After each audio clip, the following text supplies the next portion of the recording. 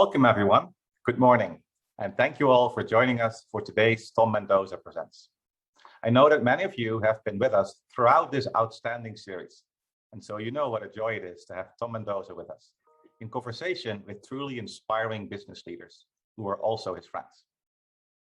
For those who would like to share or rewatch today's conversation or any of the previous Tom Mendoza Presents episodes, you can find this series on the Mendoza College of Business YouTube channel, or simply search online for Watch Tom Mendoza Presents.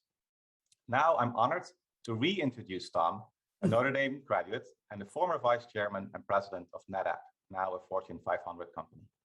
And welcome Jeff Smith, the COO of World Fuel Service. Again, many thanks to Tom for leading and hosting this great series. From my seat at Notre Dame in the college which bears his name, I want to express again our deep gratitude for your friendship and support, Tom. So thank you, Jeff, and thank you to everyone watching for joining us. Thank you, Martin. Great pleasure to be here once again. You know, in your business, probably the biggest challenge I faced, and I think many face, is transformation. And if you're going to be a successful long-term business, you have to transform. Jeff is kind of a unicorn. First of all, I'd say Professor Candor of Harvard said that 80% of companies that set out to change fail by their own evaluation, 80%. So my friend Jeff Smith's a unicorn in that he's led 5 transformations successfully across 5 giant companies, 2 different continents, 5 different industries. So the methodology he uses and what he focuses on is something that I find extraordinary. And that's why I'm delighted to bring him here to talk about it. Jeff started at, his first big transformation was Allied Signal. I'm going to let him get into the story with me a little bit. But Larry Bossy, the legendary business leader, had all these disparate ERP systems and wanted Jeff to bring them together into one. Seemed impossible in the mid-90s. Those are things that usually were 3 times over budget, lasted years and years and years. And that's not the experience that Jeff had at all. And his success there was so great. His boss became the president of Dell. And Jeff was recruited after a global search to be the CIO of Telstra, which is the largest telco in Australia, second largest in Asia. Kind of a sleepy company at the time, like most telcos, and they needed to become more vibrant to compete. Jeff shook that up in such a way that he was CIO of the year for Australia. 2005, he was selected as the #1 most influential IT leader in Australia. They had a list for that for Financial Review for 11 years. Jeff made it in a row. He went on from there to do the same thing in financial services for Suncorp. He was again CIO of the year. They then promoted him to CEO of their business services before IBM sought him out to come in and transform their internal IT organization as CIO there, 20,000 employees to service 450,000 employees. And they went to Australia to go get Jeff. Pretty amazing. And now today he's at World Fuel, another Fortune 100 headquartered here in Miami. Jeff, welcome virtually to Notre Dame. Thanks, Tom. That was quite a generous introduction. Well, most of it's true. That's the best part. Hey, Jeff, you grew up in a small town, 1 stoplight in Ohio, outside of Dayton. Tell me what that was like. Yeah, I grew up in a place called Butler Township. It wasn't even big enough to be called a city. Just outside of Dayton. My mom and dad went to high school together, were prom king and queen, got married right after high school. I was born about less than a year later. So there's not a whole lot of age difference between me and my parents. And they still live in the same house I was born in and grew up in. So that was, where I kind of grew up. And, my dad was he ran experimental engineering for a division of GM called Inland, and he was a tinkerer and an inventor. So he has patents on the airbag, continuously variable transmissions, 4-wheel independent suspensions for the Corvette, and he would find ways for us to use that. So we took excess airbag material that they were producing when they were inventing it. We turned it into a pool cover. We took a 4-wheel independent suspension and put it on a mower to make it easier to mow a lawn. So that's my dad. That's just 2 or 3. Let's talk about the challenges he gave you and your brother in the summertime. What did he tell you to do? Well, I don't know if it's still produced today. There's a magazine called Popular Mechanics, and they'd come out and they'd have this section called What's New. And every summer my dad would look at it and go, well, this is neat. There's a thing called solar collectors out. And this is in the late 70s. And he'd said, all right, you guys, I'm going to give you $50. And I had my twin brother. You guys go and, make a solar collector to heat our hot water. And, solar collectors, you just couldn't buy them. And we were, middle-class family, we couldn't afford that. So we had to break that problem down. And we said, well, styrofoam's a good insulator. We'll use that to back it. We'll paint some panels dark blue.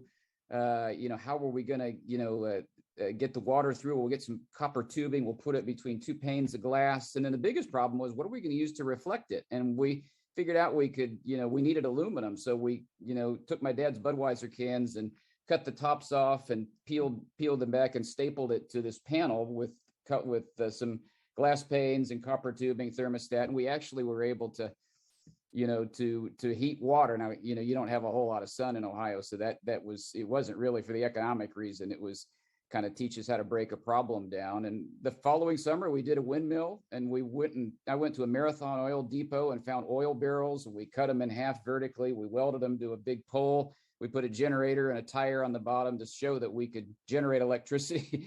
And it was the same constraint, $50. And, another summer we had to insulate our house, which had no insulation. And we found the same styrofoam that came from, wine cartons or stereo boxes. I remember foraging in the back of department stores to pick up styrofoam. We'd shave it down, we'd blow it into the walls to insulate a house. So that's what my dad had us do every summer. Well, when you think about what it led to, you made a comment to me that most challenges come with constraints. That's a fact. If you're going to transform anything, anybody can do with an unlimited budget.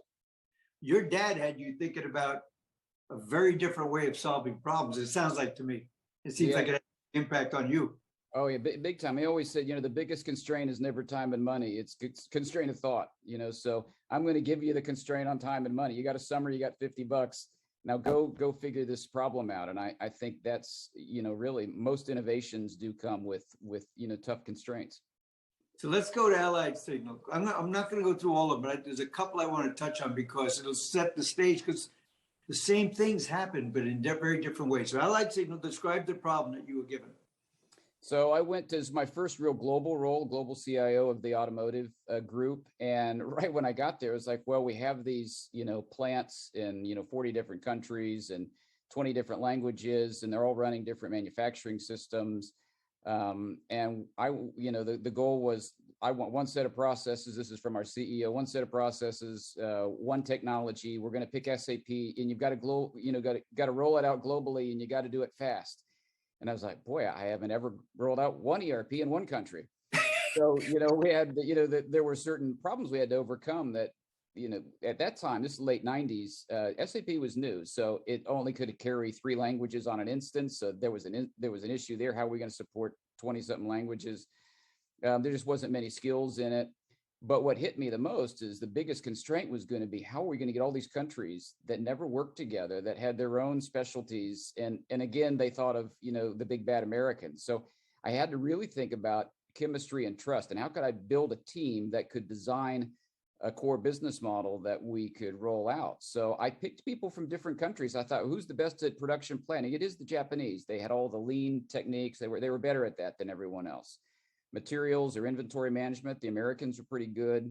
The French and the Italians knew how to deal with tough statutory financial controls because it's just complicated.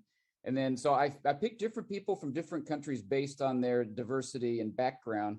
And then I had to think about, well, who's going to be the project manager. So I picked an Irishman because they missed both world wars. So I figured if I did that, I took it out of, it's not an American project, it's a global project. But I really wanted the team to spin together. I was trying to look what great teams do. And so what I did is I co-located that team for about 6 months in Paris, in République. It's a nice area. It was a great thing for people to go, but they lived day and night, 24/7. In the span of 4 or 5 months, we designed and configured an entire SAP, what we called the core business model. And then we went on a rollout to roll that out around the world. And we did that in about 2.5 years. And even the selections of which countries to go in which order matter. The Brazilian culture and Irish culture is very adaptable. They would take things. So we wanted to do them first to get some successes. The American and Japanese culture is harder. It takes longer to do that. So we were really strategic about how we formed our teams and how we laid out the work to be done. And that was, a real big learning for me. You got in front of Larry Bossidy after this great success, and he says to you, is there anything, I love what you're doing. Is there anything else you got to say? What'd you say to him? Yeah, well, I'm a real curious person. And the whole time I was transfixed with this sweater that he had on and it was like, looked like your grandma would, knit it or something. I said, Larry, listen, it's not a business question, but that sweater, what's that about? And he's like, once a year I got to wear this sweater and my wife makes these things. And this just happens to be the day. So but he was tough nails too. He says, this is the plan, are you signing up to execute this? I said, yep, we are. And he goes, well, you and your CEO at the same time you sign up and I approve the project, I'm going to also approve your severance in case you don't do it. You'll be fired. You realize the consequence of not succeeding? And I thought, yeah, that's pretty clear as well. Well, 2.5 years for people who don't understand. Those projects typically took 6, 7, rarely was successful, enormous dollars. So Telstra brings you in. Now you go to Australia, very, very dominant player, but being attacked by a lot of new starts and new entrants because the world was changing around them. What was your challenge there? Your biggest challenge coming in? Well, I think one, it was the first American exec to come in. This company was the largest company in Australia, and it was also at that time still half government owned. So a lot of scrutiny. And so you come in thinking, why do we need an American to come in and help in this? This guy doesn't even have any telco background. And the reality is what I did have is I knew how to manage tough, complex technical problems. So, I brought that with me. But the challenge there really was, one, we just didn't have the capacity of the people to solve the problems as, everything was moving. This is 2001 when I went, moving to the internet. Our ISP, cost a lot of money to manage, big infrastructure costs. We couldn't make any money.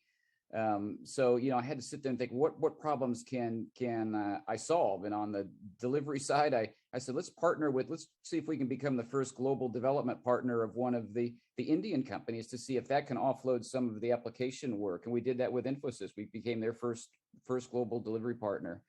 But then the second was I was looking at my budget, which is around a couple billion, and I spent $100 million on storage. I'm like, man, we're not making any money here. We got to find a different way to solve this. And that's when I started exploring opportunities there with you, Tom. Well, talk about our first meeting, Jeff.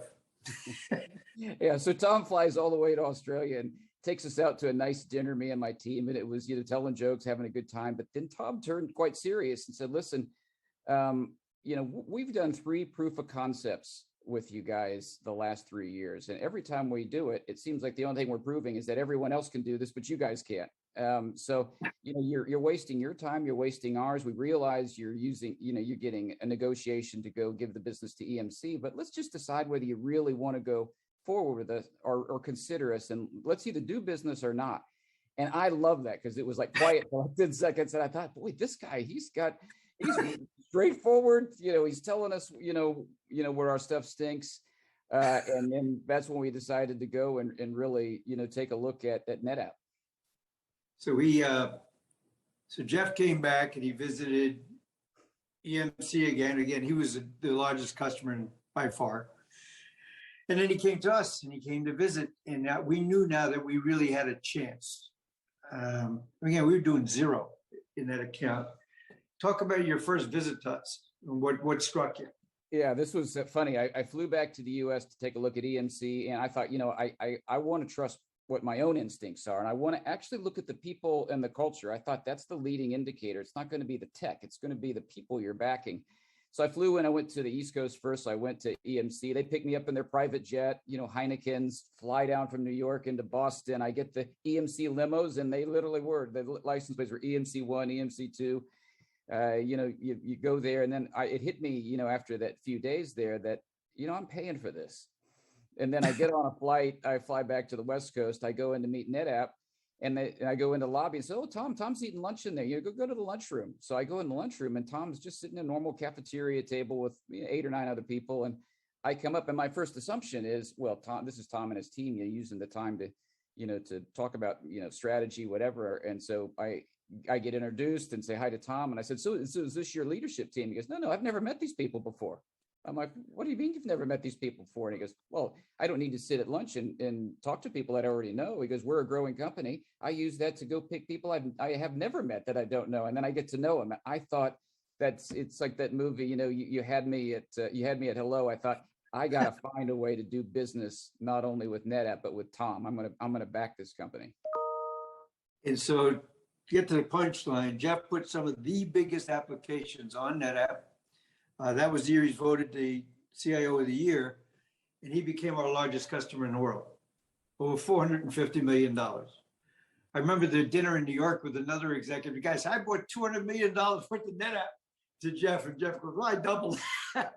But he transformed his environment. But the key thing of this whole story, I remember when I came to speak to your executive team, you invited me over to Australia. You aligned with companies you wanted to be around, companies you wanted to learn from, which became a pattern in all your future transformation. Am I saying that correctly? It's a key principle. We have these key principles in our culture and values. And the number one is work with people you aspire to be like, not necessarily like yourself. And that was the biggest learning I got out of Telstra, which was you can accelerate if you back the right companies. You don't have to do everything yourself. And I remember at dinner when we were talking about proof of concepts, it's like, well, what are you trying to prove that 1,000 other companies haven't done? If they've done it, all you're really trying to do is that you can do it. Why don't you back us? And I think that was a huge learning for me. And I don't know if you remember, Tom, we tackled some other things in there. I think you had won like every deal after that. And it was 50%, less money. So it saved us, an enormous amount of money at Telstra. But we tackled data warehousing, 2003, when it was all proprietary Teradata stuff. And again, this kind of breaking the problem down. I think something I learned from my dad. It's like, well, what is it if we have to do something different? What are the components? Well, maybe we could use an open source operating system. So we picked, and Dell was a good company. And I knew Bill Amelio was the president because he had been my CEO at Allied Signal. And we picked Dell for the servers. We picked NetApp to be the first IP SAN for a data warehouse globally. And we picked Oracle rack technology. So we broke it down. And then that ended up saving about $50 million by transitioning a huge Teradata data warehouse to an open source environment very early on. It was like 2003, 2004. So I think what it just learned a lot about. You back the right people. Generally, there's 7 billion people in the world. Someone's just bested your best practice. Just go leverage from them. And I've seen you do that over and over again. They're different players for each time. Yeah. Like Zoom is a big partner of yours now, Box, but you've done it with different. But you create those relationships where you give also, right? You give to them, you help give feedback into their development. So it's a virtuous circle. Yeah, I was going to say, Tom, I think one of the other principles, we say both sides should benefit outside the commercial relationship. And, I went to Suncorp. I still kept NetApp because you guys were helping accelerate us on there, but I brought in Atlassian and Amazon and became really their first customers there. And then, went to IBM and Zoom and Slack and Box. I just, I said, what are the best run companies? Let's back the companies and they'll help us accelerate our results. And that's a formula that still works. You come into IBM, 20,000 IBM employees. This is not a company that's easy to change. Let's face it, 450,000 employees, 200,000 consultants. And you make one of your first calls is to the CIO of Apple. Yeah. Which is not, what did you say to him? What did he say back? Well, I said, Niall O'Connor's the CIO there. And I actually met him in New York. And I was trying to find, at IBM, remember that invented the PC. So Macs weren't allowed in IBM and neither were other tooling. So I thought, well, gosh, wouldn't it be great if we could get Macs? But then the finance people told me you can't do it unless you can lower the cost to equivalent to a PC. So I had to break that problem down. I thought, well, every Mac's $400 more. But if I can find a way to provision it without it going to teams to load software and skinny down the help desk because I can make it work simpler, then I can take the cost out of the labor to fund the hardware. So I had this meeting with Niall O'Connor and he's like, I said, Niall, you provision these Macs without an image. You do it over the internet. Everyone else sends it like we did to firms to load your image. can you teach us how to do that? And he said, Jeff, there's no way. I can't do that secret sauce. It's Apple. We just don't share things. And like, we could be buying 200,000 Macs a year. And he said, Jeff, that's a fantastic idea. Get your team here on Monday. We'll get through. We'll check how we do this. So, both sides could win out of this. And, and Apple still brags about this. It was called the Mac at IBM program. But, we were provisioning 2,500 MacBooks a week. And you were doing it at a fraction of time. And yeah, we heard the business case, less money than the PCs, because the equivalent number of PCs, we had, 1,500 people in help desk and support and provisioning. We had 30 on the Apple side. So it worked. So let's now think about it in a big picture. All these successes, what's your common beliefs through all the successes? You brought up a couple already. Be around companies and people that you aspire to be like, or to learn from. What are some of the other things that are very important to you that you have to have common? I think one, talent and leadership is really the only differentiating factors in any company. Because you can copy strategies, you can copy products, you can do that stuff. What you can't copy is culture, because you have to make it tangible. So I think, a few things are important to me is that if you have high aspirations, your talent level has to match that, your tactics and talent have to match what you're trying to do. So you can't sit there and, have low skills in one area and say, we're going to move everything to the cloud. You've got to match that.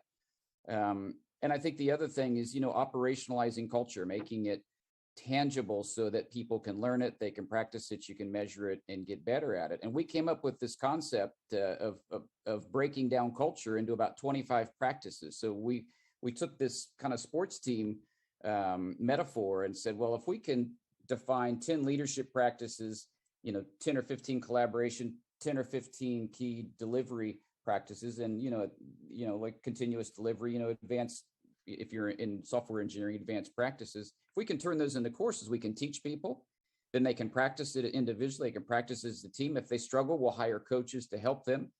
And we'll keep track by measuring the leaders every quarter, and we'll measure the engineering teams every quarter. And so this concept of, defining your culture, making it tangible for people is something I believe in, because you can't just say Apple's got a great culture. You have to be able to define, well, what is it? What is it that makes them unique, and what can we do so we can actually, make it something that people can learn and get better at.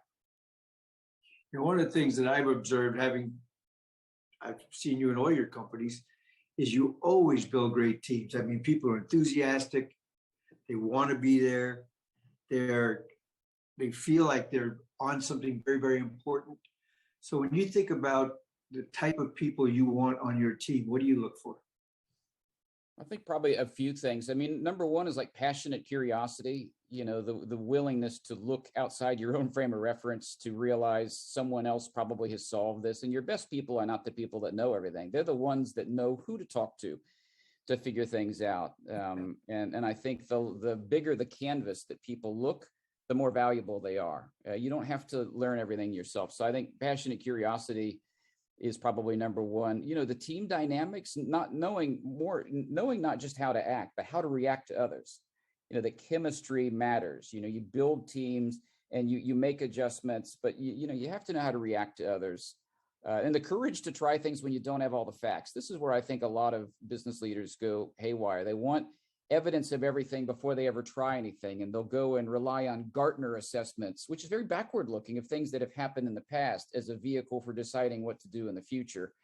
I don't think that works very well either. And then I think just kind of like battle hardened confidence. I mean, everyone talks about the fear of failure. I don't believe in the fear of failure. I think the fear of failure is masking the fear of criticism, which is masking the fear of feedback. And if you get good at taking feedback through the lens of, hey, I want to help you get better, as opposed to through the lens of a personal attack, then you learn faster. You instead of responding negatively, you say, hey, that's great feedback. What else should I do? And I think that is so important that, with your team, you don't have enough energy to fight people that don't want to get on your bus. You want people that believe in your purpose and how you want to go about things, and then you get acceleration. You don't get deceleration. I have a good friend of mine you'll meet on our USC trip, Jim Smith. He was a 30-year Navy SEAL, 15 years on SEAL Team 6 as the commander. And the one thing he said to me, the hardest thing coming out of the SEALs into corporate life is feedback. He said, when you're a SEAL and you go on a mission, things don't work, you get feedback in a hurry because of what could happen, right? He said, and he finds people are very sensitive about how they give feedback. At the end of the day, I think feedback, if you give it honestly and you're not trying to hurt somebody, and they know you're coming at it from the right place, is what you need to get better faster. Exactly what you just said. Very few people talk about that, but I think that's a key. So hardest things to overcome in these transformations. I mean, you walked into something that from the outside, no one believed could be transformed. What was the hardest thing to overcome? I think probably around just the shared understanding of purpose. I mean, we have these, principles we have, which is, clarity is more important than certainty. Course correction is more important than perfection. Self-directed teams work better than command and control, and talent density trumps process density anytime. So I think this concept of having, really clear outcomes that you want, you have to define that hill, and you have to figure out the people that want to go and tackle things when they don't have all the facts. And when you do that, you can make real transformative things. But the hardest thing to overcome is generally your culture. It's not the technology problems. They've been solved today. The cloud, everyone that is kind of lagging stuff, now people are doing cloud migrations. The reality is, it's been there for 15 years. So I think, getting your purpose right, setting tangible aspirations. We had something at my current company where we came in and we didn't know, by the way, how many data centers we had, but we were talking about what should our goal be for moving to the cloud. And I said, well, one, let's get everything moved to the cloud in 2 years. And then we talked about, well, what does that mean? Applications? I said, no, everything. And they said, well, as measured by what? And I said, well, all data centers closed. Because you have no, you can't, there's no ambiguity about that. It's like, now I got to move the networks, I got to move telephony, I've got to move applications. If I'm going to close the data center, that's hard. And then I had some people ask me, but Jeff, we don't even know how many data centers we have yet. And I said, that's all right. Just back ourselves, 2 years, let's get this done. Now, COVID got in the middle of that, and we didn't close all 22, but we closed 20 in 2 years. And Amazon will sit there today and say, no one's done something that quickly. But I think clear goals, recognizing the talent that needed, and I brought and hired some people in that had done some stuff before that others could learn from, and worked with the right partners, and we accelerated. I have two questions left that are on my mind before we spin it off to Natalie to bring us some questions from the audience. So thinking of your career, key decisions that you've had to make in your career, what were the ones that you think were the most transformative to lead you on this path of success? I think, a couple. I think one, going to Allied Signal and being fortunate enough to get a big problem that hadn't been solved before, where I had to think differently. I had to go and enlist others to help me get through it. I didn't have the skills to do that. That would be my first one. I think the second is moving to Australia. I knew no one, not a person, and it's like they say, it's the second to last bus stop on the tour, with New Zealand being the last. It's a far away. Trang, my wife, was pregnant at the time. That was culture. That was, going to a new company, a new industry, and having just to figure out not just, professional life, but personal life. And I think the third time was really what we did at NetApp with you. That was the defining of, because we tackled problems that had just gestated for a while. That would have been very easy for me. I mean, I could spend $2 billion. I didn't have to really go and save the money and find a different way. I just thought, this isn't right for the company. We've got to do something. But I think I learned that piece about leveraging from others, and you are the company you keep. And whether it's internal or external, if you have an aspiration to work like a different company, then you better work with them and work with the ones that have a similar background and aspiration. And I think those are probably the three real moments for me. That's awesome. What about something you would have done differently if you had to do it again? Know what you know now, what didn't work out, or would it have gone a lot better if you'd done something differently? I think something I've learned is one, it's always easier to connect the dots going backward than going forward. But I would say, I've rarely made a mistake making a decision too fast, but I've made plenty of mistakes making them too slow. So I think it's true of everybody, but few people recognize it. Yeah, I really, that's probably the biggest piece. And an example of that, I did big restructures into agile teams at Suncorp and at IBM and my current place. But at Suncorp and IBM, I followed a traditional HR approach. I said, well, I want less layers, and I want farther span and control. And I kind of did it top down. And the problem is you start to protect the leaders at the expense of the people doing the work. And the other thing is I spent 8 or 9 months doing it, because you got to evaluate, you've got to restructure, you've got to exit, you've got to put new people in. I spent about that same amount of time at IBM. And I thought, there's a lot of anxiety in the system when you do that. I spent too long doing that when I kind of knew what the answer was. So I revamped that when I came to World Fuel, and we got all 55 execs together for a week. And I said, we're going to design this new operating model, but we're going to do it from the bottom up. We're going to organize around the work. And then how many leaders do you need to manage the work? And lo and behold, it took half the people. It took like 25, and I'm there with 55 people. I said, well, there's 55 of us.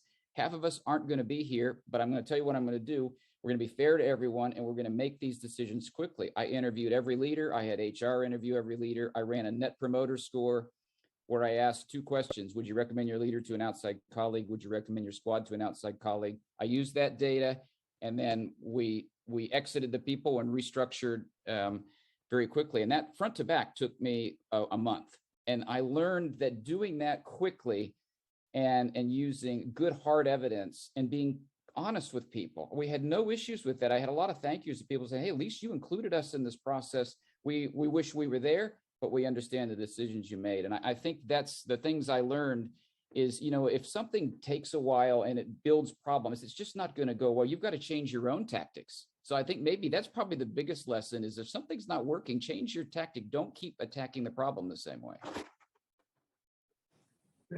Last question. We have many students watching, and we also have people young in their careers, different points in their careers. If you were starting your career now, what would you be thinking about? What's your advice for them? And maybe one thing is, do something of substance and significance. Do something hard. Go pick something that you may not quite be ready for. But back yourself to do it. I think I've made, the most learning and actually the most success when I took stuff I probably wasn't quite ready for. But, I figured, hey, if I leverage other people, I'll figure this out. I think critical thinking and problem solving skills, relationship building skills are the most important skills. It's not the technology skills. And there's few people that really do this really well. I mean, how to take big complex problems, break them into small problems, and multi-process the problem. Those are skills that I find, that are in short supply. And then I think listening, learning, and leveraging skills, that's the most absent. We rate our leaders on 6 characteristics in a Net Promoter Score. And the one that is invariably the hardest for people to get better at is listening skills, because people think they know everything, and if you're in IT, at least, it's like, hey, we want to invent it. Well, maybe someone else has already solved it. So I think these listening skills are real critical. Fantastic, Jeff. Thank you very much. Natalie, I'm going to spin it to you for some questions and answers. Jeff, that was terrific. Thank you. No, thanks, Tom. Thanks, Tom. And on behalf of our students and everybody in the audience, many thanks to you both for such an inspiring conversation. First question, Jeff, is directed to you. And Tom, please weigh in. Jeff, you've achieved tremendous success in your various roles. And you were also raised by clearly a brilliant inventor and engineer. In your view, how much of leadership and entrepreneurship can be taught, and how much is innate? Well, I think, listen, there are things that are naturally in your wheelhouse. So I think you have to have some of that, inside of you. And I think some of it is your upbringing. I mean, it wasn't just my dad. I mean, my mom and dad were best friends. They still are best friends. And I grew up in a very supportive environment, which, when you have that as your backing, it's kind of like, well, if I do screw up, things will turn out, things will work out. Mm-hmm. But you could train things. I mean, listen, we train agile practices in different cultures, moving from command and control to small self-directed teams early on, by the way. This was way before, a lot of people are going through their agile and digital transformations. Now we were doing that in the 2008, 2009. So you can train things, but listen, people generally do great at what they love. And so one of the arts is, get stuff that's in your wheelhouse. If it's not natural for you to try and do entrepreneurial things that are different, but you are good at engineering and process, that's going to take you in a different path than an entrepreneur. So you can train, but listen, what you learn best at? The stuff you like. So I think you gotta figure out what's your strengths and go after accentuating the stuff that's your strengths as opposed to your weaknesses. There's a school of thought that says, well, go take what you're weak at and go make that better. I'm like, well, then I'll be marvelously mediocre at this thing. How about I just spend time on the stuff I'm really good at and I'll compensate for someone else that's better at this. So I think there's a certain amount to train, but people learn around the things that they're interested in. I'd add two things to that, Natalie. One is leadership's not for everybody. I give everybody a simple test. Would you rather give a plaque or get a plaque? And first time I ever stood on stage and gave someone to work for me a plaque, I got a much bigger rush than I ever got of doing it myself. Just the fact that I was able to help them get there. If you don't feel that way, don't force it. There's a lot of ways to make a great career without having to take it on leadership roles. You can be a great individual contributor on a team. The second thing I would say is most people that I know that have gotten into entrepreneurship, I came to Notre Dame for a entrepreneurship thing, and I brought Doug Leone, who runs Sequoia Capital. I brought Dave Hitz and James Latta, founders of NetApp, and there were three other venture capitalists, Tim Connors. And they were basically asked by the audience, should I get into a startup right away? And the vast majority would say, yeah. It's like 2005 or so. And when they asked me, I said, well, I'm not saying do or don't, but I'll tell you, that would not have worked for me. What worked for me was, when I look back at it, my first 6 to 8 years out of Notre Dame were like a paid MBA, because I kept taking on things I didn't know, Jeff. I learned to sell, then I learned to lead, then I learned, various things. Then I learned to be in a big company, I learned to do it in a startup. When I finally did a startup, I felt like I had the whole range of skills.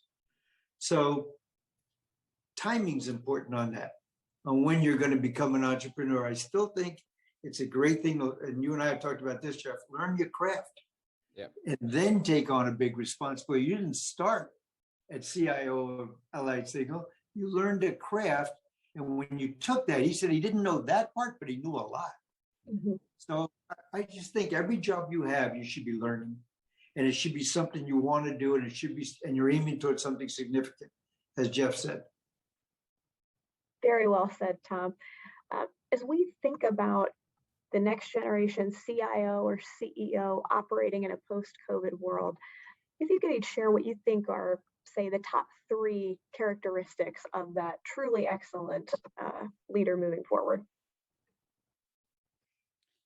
Well, I think one, it's the value of the employee becomes even, we're having these discussions now about return to office and how much are we going to, let people, and you hear everything from the bank saying, well, they have to be in the office this amount, or 3 days a week, or they're trying to prescribe it. My view is, back your leaders and people to determine what's productive for them. If working remotely 100% is okay, or if the team has to get together certain amounts to go through design. So again, it comes back to the listening skills and adapting. I mean, I've had to adapt my leadership style. And by the way, I found stuff I should have been doing 20 years ago. I'm sitting there thinking, geez, I really screwed up. Today I do a global town hall every month. Tom was a guest of mine. I had a chance to do a fireside chat.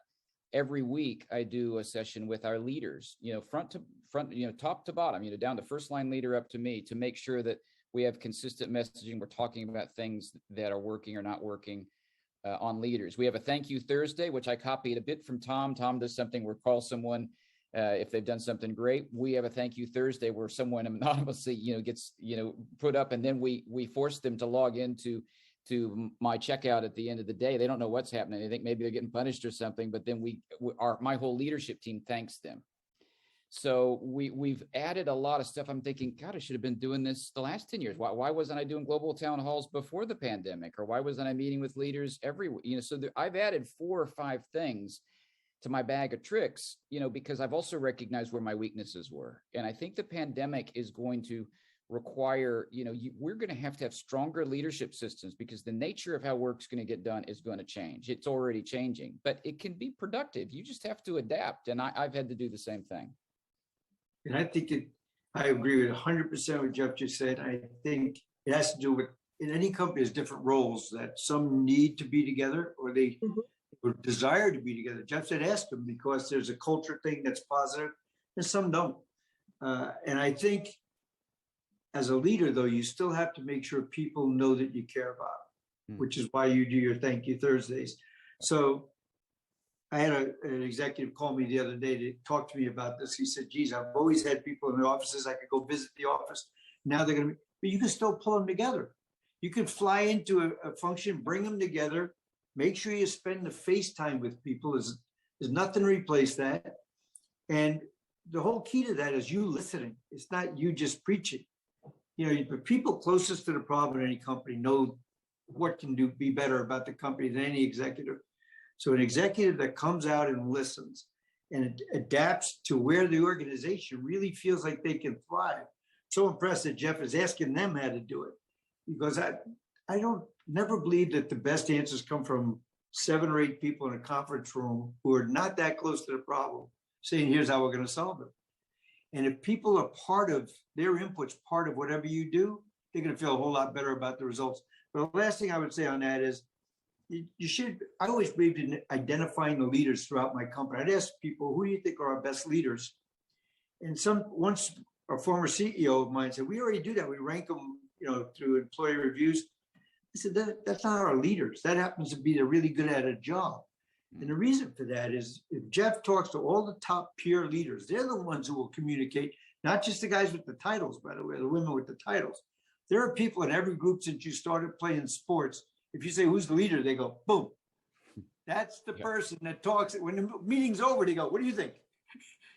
Find those people in an organization, and then you can bring everybody along to the same spot. Everybody knows we have to change. Be as communicative as possible about the steps you're taking, so it doesn't just come in, boom, here's the answer, my opinion. Absolutely. I hear in our conversation together and in your answer, Tom and Jeff, it's so important to be sensitive to your team and the people around you.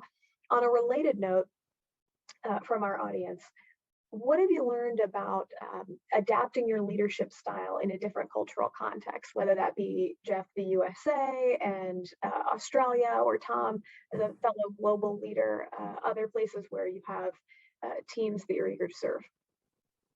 Well, I think regardless of whether it can be, every time you go to some place, you're going to have differences, whether it's regional or you're moving to a different country or a different industry, and you have to listen and see what works in that context. I think what you don't compromise on is your belief systems, so this whole concept of, for me, clarity over certainty, course correction over perfection, those things work with people you aspire, but those things matter to me, and that's part of me, and I'm not going to adapt that. But you are in different industries in different countries. You have to be sensitive to what works there and what people believe in, and how you bring them along. And I think, listen, the world is changing every day. You have to constantly adapt. You have to sit there and think, if you think about a retrospective, and we hold these, like what's working, what's not working, what's still confusing us, what should we change?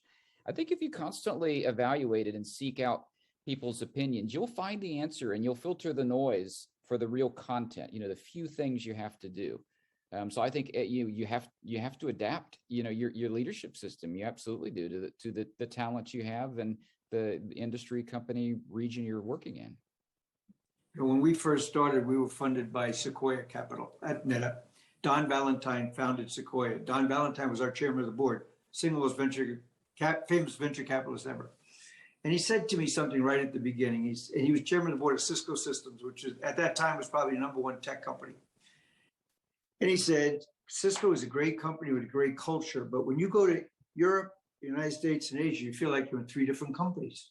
He said, they've never solved what is Cisco globally. And I took that, he said, I challenge you to have what is NetApp. And so, my first 20 years, I never flew under 250,000 air miles commercial, and 375 my last year as president.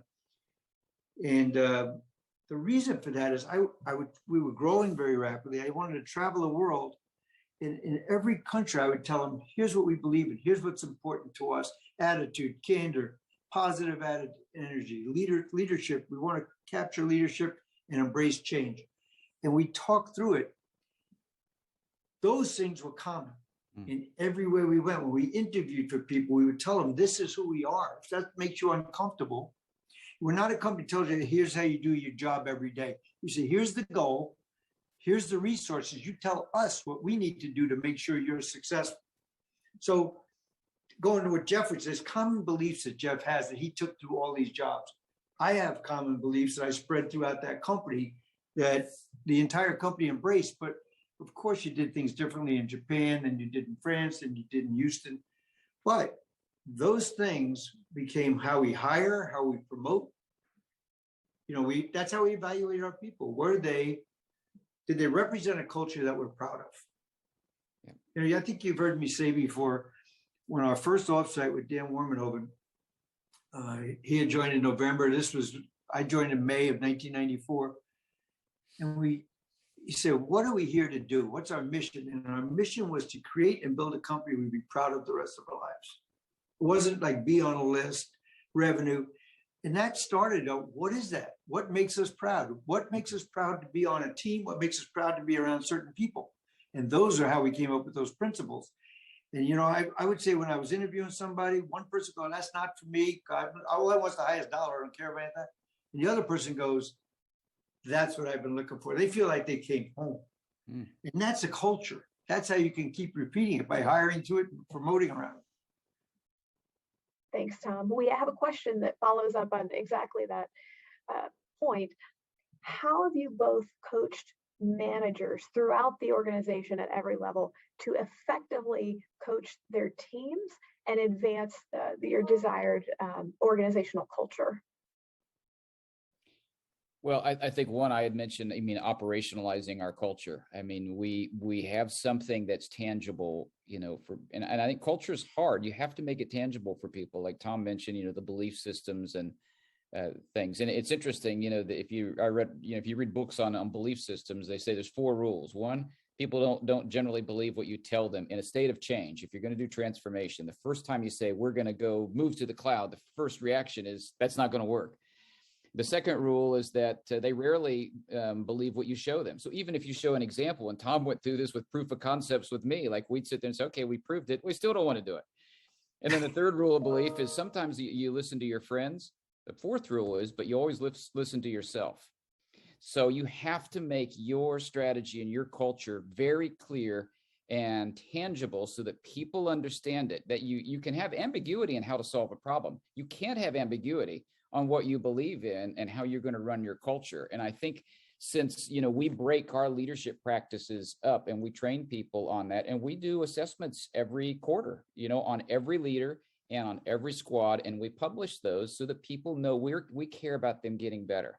So that's what happens. If I see, a leader that's got a NPS score that's gone down, or they're struggling with certain thing, I'm going to coach them on that in the same way that they're going to do the same. So you have to give signals to people, information, so they understand how to make adjustments. Mm-hmm. I had a very personalized style of leadership, I think, meaning I didn't listen to other people's opinions on a lot of people. And that's one of the reasons I traveled so much. And everywhere I went, I always had a team dinner at night, but I spent a lot of time with the local manager. And I wanted to see them in action, as opposed to having sit-down sessions with a board.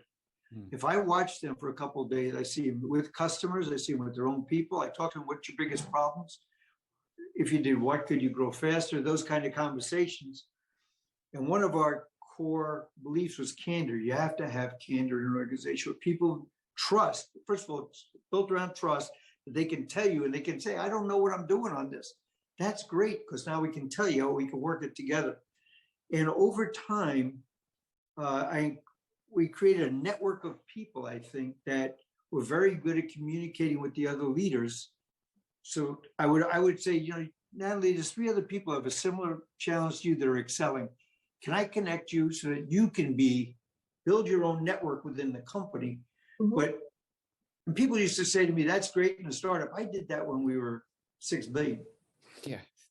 I did it, right, Jeff? And it's not, I'm not bragging about it, but I feel like if I don't do it, then how can I tell you to do it? I want you to draw your conclusions from your own eyes and what you see and believe, not from what other people tell you. And a lot of leaders sit in a conference room in headquarters and get their input from charts and decide who's good and who's not.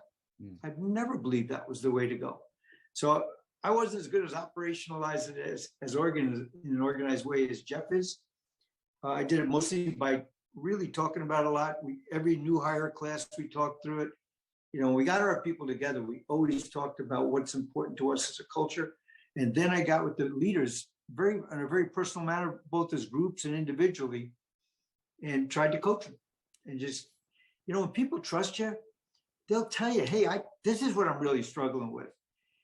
And you can just see them grow as they get confident. So, Jeff, you brought up about your dad and your mom. If you have somebody behind you, it's not that they're totally on your side.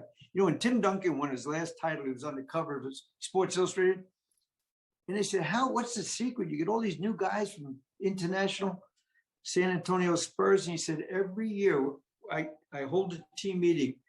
So we get a new #1 pick or whatever, and we get a person signing from overseas. And I say, how are we going to make them successful? How are we going to make them successful? That's a very different way than they got to prove it to me before I do anything. And that's the style of leadership I believe in. What are we going to do to make everybody lift? Yeah, I think, Tom, that the thing that's common between what you've done and myself too is we spend time with people. I mean, innovation is not for the selected few, it's for everyone. And some leaders spend 80% of their time with just their direct reports. And their whole management system is built around that. But you're not a leader of 8 people. You're a leader of the entire organization. So you have to spend time with everyone. You have to give and listen to that. And sometimes the weirdest thing come up from people, you know, at different levels. And as soon as people understand that the love of the love of your craft is more important than the love of your rank, they respect you more and you learn at a faster pace. So I think that's the one thing Tom has always done really well. And I try to do it, not as well as Tom, but you have to spend time with people at all levels because you're correlating too. People are telling me this, but the people doing the work are telling me something different. Something's wrong. So I think that it's really critical to do that. Well, thanks again, Jeff and Tom. As you can imagine, we've got enough questions for many more hours of conversation. So perhaps one final one now, because we want to be mindful of your time. You know, part of what our audience consistently says, Tom, that they love about this series, and we're already getting it for today, Jeff, is that it's such a fun hour. Both of you are so engaging and inspiring. But thinking about that in the organizational context, how do you balance having fun with your team, building their emotional and psychological connection with the organization, and addressing mission critical challenges?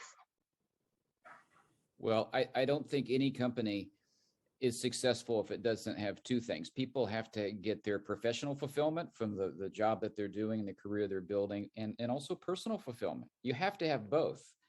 I mean, and I tell people, you know, you spend a large portion of your life in work. You might as well have a good time doing it, you know, and you want to have that fulfillment on both sides. And I think that, you know, having fun and laughing and being transparent, there used to be the thing you have to keep arm's length from everyone. I don't believe in that either. I mean, they used to stick procurement between your vendors and yourself and saying that it has to be arm's length. That just doesn't work. Intimate relationships, whether they're your internal people or your partners, and that's why we came up with this, you know, principle of work with those you aspire to be like. And we didn't treat, you know, our vendors as vendors. We treated them exactly the same way we treated our own people. So I think the balance is you have to be, you know, if you can create an environment that is both fulfilling professionally and personally, you've got something that's a winning recipe that you can continue to use. 100%. And what I would add to that is people, again, like Jeff said, you're at work so many hours, so much of your time. You want to do something significant. So I always say, all due respect, you're having fun losing. I don't want to know you, but we got to win. We're here to do something, and we're going to win at it. And really high-level people want that. They want to look left and right and be proud of the people around, and we're going somewhere that matters and we're going to win. And the last thing I would say on that is that people feel respected and appreciated. They'll do almost anything. So, and I don't mean false appreciation. You should show people, if they're going to give you their heart and souls, make sure they know that you care. Make sure that you know. And that's why I catch someone doing something right. I made calls every day. It was one of the great pleasures of mine to thank someone for what they've done. And fun happens when you're winning in that environment. If people feel respected, appreciated, they feel like they're on a special journey, they're going to have fun. I mean, that's the best part of work. A simple thing like I was in North Carolina once and a call canceled. And my guy was I'm the president of the company. He's like, oh, no, I have an empty afternoon. It's supposed to be full. And I said, there must be a customer that bought where some lower level person put their name on the line before. And he said, a guy came right to mind. And I said, let's go thank him. And I went and they called him down and I thanked him. The guy was like, he couldn't believe I was doing it. And 2 years later, I made a call. My card was still up on it. The only thing up on his dashboard was that card because it's just showing them you care. It's not just your employees is my point. It's your customers, it's your partners. You really got to care about everybody. And why not? And if people know you're all in like this, that's what they're looking for at work, I think.